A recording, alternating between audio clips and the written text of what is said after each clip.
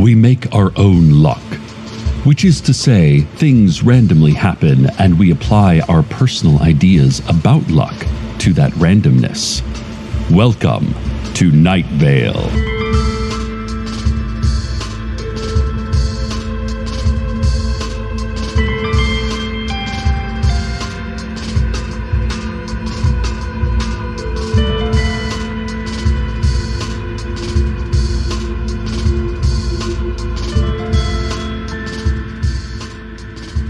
Everything is changed. There was a before the blood matter from space and an after. Our town is still our town, but it is altered and can never be the same. It is difficult to interpret what has happened as a matter of history. We are not enough removed to be able to understand every facet. It is better, instead, that we listen through the event as it happened in the moment, on that day, the day of the blood matter from space. So, I take you back 2 weeks. Mayor Cardinal had just activated a new program routing most power and surveillance through the mayor's office. At the same time, she was wanted for murder because her double had come to town and killed many people. Her double went to her family's house in order to draw Dana Cardinal out, and it worked. As Dana approached her family's house in order to face this other version of herself, the blood matter from space descended upon us. Here's what happened next. This is not a story about a good Dana and a bad Dana. I know how satisfying such a story might have been for you, but I am not a bad Dana. Just a Dana who is willing. A Dana who does what is needed, because the Dana that you are tempted to call good, just because you have spent more time with her than you have with me, she killed her own double years ago. She killed her, our blood. And so I have come to call her to account in the name of all Danas in all universes. Mine is a righteous cause. This Dana's mother, who looks exactly like my mother, sobs in the corner, clutching her hand from which I have now removed 3 fingers. A countdown of sorts for my other Dana. Next, I will murder her, my brother. I will show her that I cannot be dissuaded from my mission. And apparently, I have shown her. Because as the blood starts to pour down outside, streaking the windows in vivid red, I see myself standing outside and calling our name. Dana, I shout. Dana! Leave our family alone. Come out and face yourself. I'm waiting. I brought no weapon. I am not there to fight and kill yet another version of myself. The first struggle has left me with such shame that I have sought great good for my town in order to atone. But apparently that has not been enough. My fallen double will haunt me forever. The blood gains quickly on the streets, and by the time that other me comes smirking out of the door, we are knee-deep. The sky is a heaving mass of strange clouds. Everything smells like blood. I can smell nothing else. We face ourselves in that lake of red, our faces streaked, our eyes steady on each other.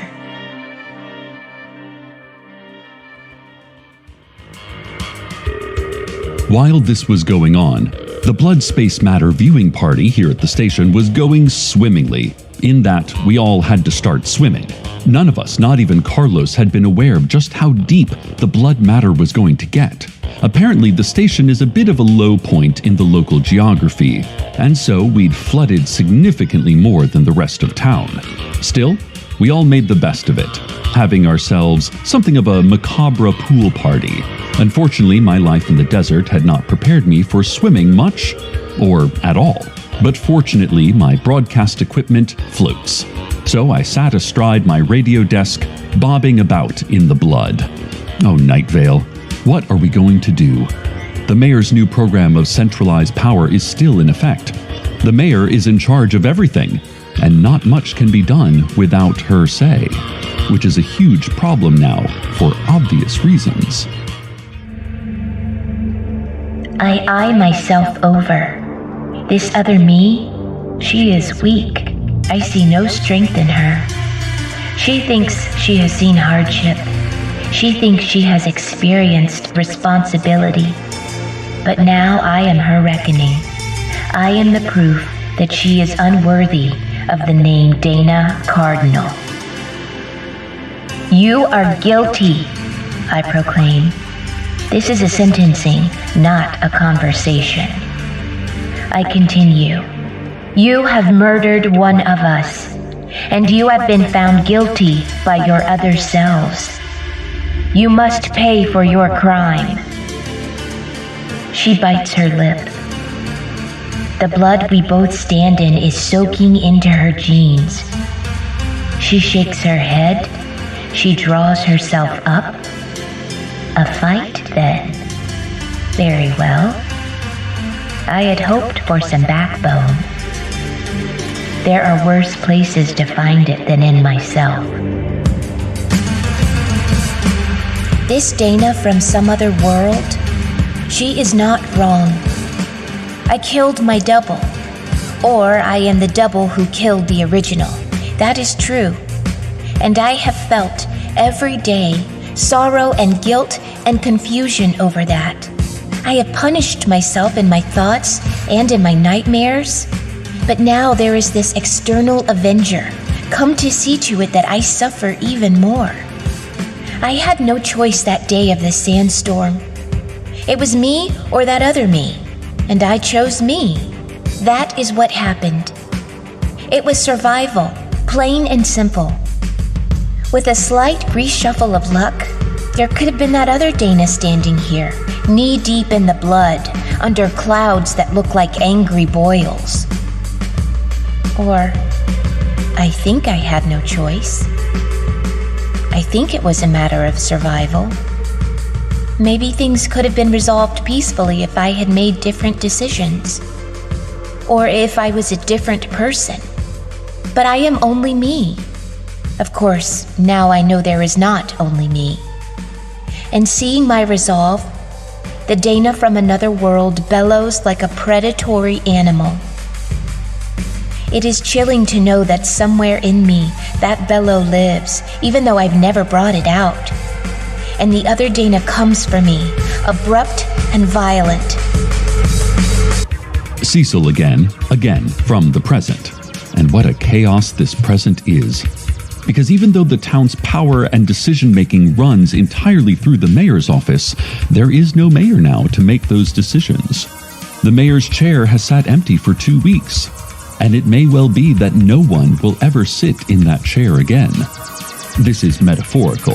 The chair itself will be collected by janitorial services and assigned to a new location on municipal property in which an impressive chair is needed. But we still will be a town with no leader. Oh, Mayor Cardinal. Oh, Dana. I stride forward to kill her. It is a simple operation, like turning on a car. There are a few easy movements and then it is done. So it has been with everyone in this soft universe. But the Dana of this world, she is not soft. She meets my lazy killing blow with a turned shoulder and is already punching me in the gut. I am not prepared for this, so I fall backwards into the blood, sinking below it for a moment before rising out, a scarlet creature. So, this is how she was able to murder one of us. This is how she was able to survive multiple attempts upon her life from that erstwhile dragon Hiram. She has a deep well of strength and an absolute instinct for continuing to breathe. I had wanted a fight that would make me struggle, and it seems I have found it. We are now waist deep in the blood. I shout and rush forward, and we clash once again. I am prepared to fight for my belief that there is good in this town, that this town deserves to exist, and by extension, the people who live in this town deserve to exist, and by extension, I deserve to exist. She strikes at me, now with a knife. I grab her arm, redirect her momentum away from my torso, but I feel the blade slip through the side of my hand as easily as a thought slips through a mind. I know I am bleeding, but I have no way of gauging how bad the wound is when I'm already covered in blood. Meanwhile, this other Dana is already swinging again, this time for my throat or my face, I can't tell, but the outcome would be equally catastrophic. I reach inside, looking for a response, some instinct. And I find that bellow, the same one that had come from her. It was waiting for me my whole life, and I bring it out now. I bellow, guttural and deep, and cutting through the sound of falling blood. As she swings the knife, I wrench her arm back toward herself, stabbing the blade into her shoulder and then heaving forward with a wild kick, sending her sprawling back under the blood. A circumstance I could never have imagined. I have failed. I had never failed before, and so I saw no warning signs. I wouldn't have been able to imagine what those warning signs would have looked like. The blood stings my eyes and worms its way down my throat. I come up coughing and gasping. The knife is in my shoulder. The Dana of this world? She yanks the knife out, and I gasp with the horrible searing pain. She wields the knife before her, and I hold up my hands to acknowledge my defeat. I wait for death. After all, it has been waiting for me my whole life. But Dana, she does not kill me. She cries, and the tears make clean tracks across her bloody face. She tosses the knife away, and it is lost into the blood. She lowers herself to her knees before me.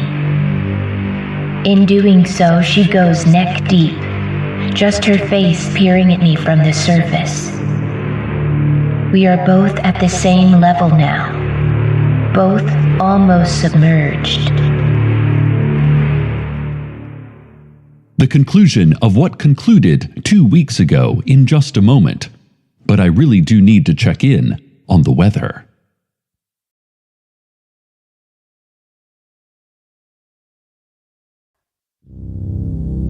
I am guilty, I say.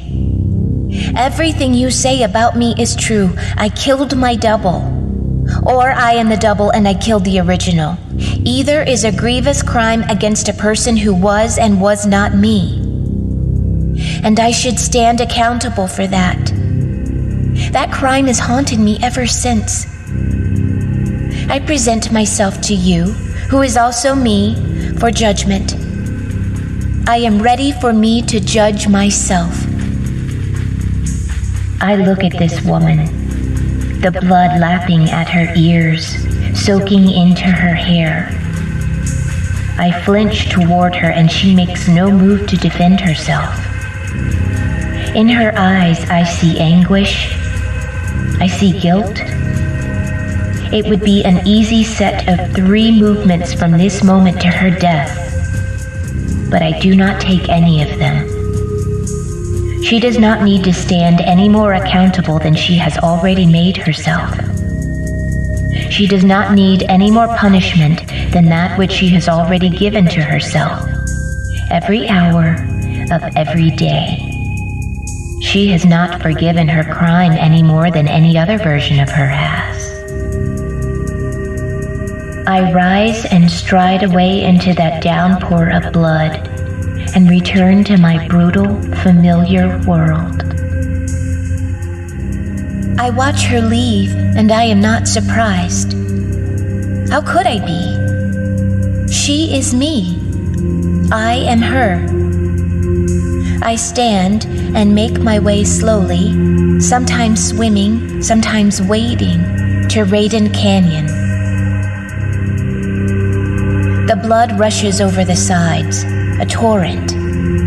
The voices from Raiden Canyon chose me as mayor 4 years ago, and I accepted their choice. But now I see.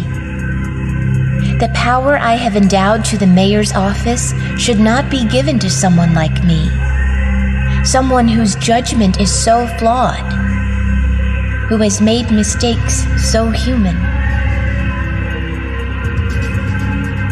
I give up my position, I shout at the voices. Choose another. No, the voices echo back. You are the mayor.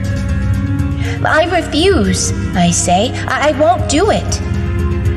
We will not choose another, the voices say, until you complete your service as mayor. Then you will never choose another, I say, and return to my mother's house. I embrace her, and I embrace my brother. I will live a life that is not perfect, but also not perfectly unhappy. I'm not a bad person. I just am not a good enough person to wield that power. And I think perhaps no one is. Night Vale doesn't have a mayor, and it never will again. I am Dana Cardinal. I am the double, or I am the original, but I am Dana either way.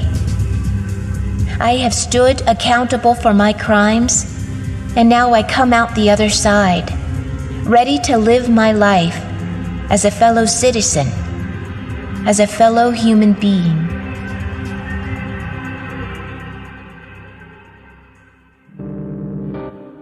So ended the day of the blood matter from space. Cleanup has been underway for 2 weeks and will go for several weeks more. It seems that everything in town will be tinged just slightly red for the foreseeable future, as there really is no way to get that much blood matter off of a town. We have no mayor, and it seems we never will again. All of the authority in Night Vale now, thanks to Dana Cardinal's new system, runs through a mayor's office, an office that will forever remain empty. Already there is chaos, as agents of the vague yet menacing government agency and the sheriff's secret police both wander about town, seeking orders, but finding no one with the authority to give them. The city council howls and whines, but we don't know if they have any power anymore. The falcon cannot hear the falconeer. Everything is uncertain. Except that Dana, my friend, and a friend of many of yours, is healthy, and perhaps for the first time in years, truly at peace. And maybe for now, that is enough. Soon, though, we're going to have to figure out this whole government thing, because it is a mess out there. Literally, a lot of blood matter still. From a town turning and turning in the widening gyre, I say to you, good night, Night Vale. Good night.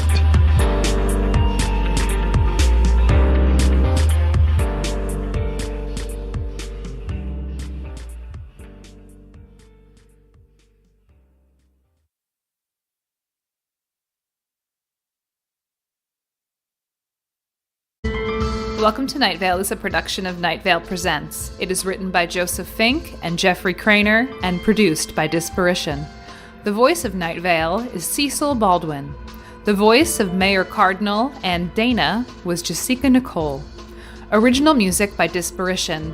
All of it can be found at disparition.info or at disparition.bandcamp.com. This episode's weather was Mariposas by Eva Las Vegas. Find out more by checking out the links in our show notes. Comments, questions, email us at info@welcometonightvale.com or follow us on Twitter at Night Vale Radio, or as the official slogan of Nike famously says, wear a shoe. Check out WelcomeToNightVale.com for more information on this show and our brand new show, Good Morning Night Vale, that I hear is going to be very good. Today's proverb. My name for the pony I have been planning to get one day has been Ponye West for years, but for obvious reasons I have recently changed it to Janelle Poney. This wasn't written for me by Joseph. These are the actual names I've made up for my dream pony. Thank you.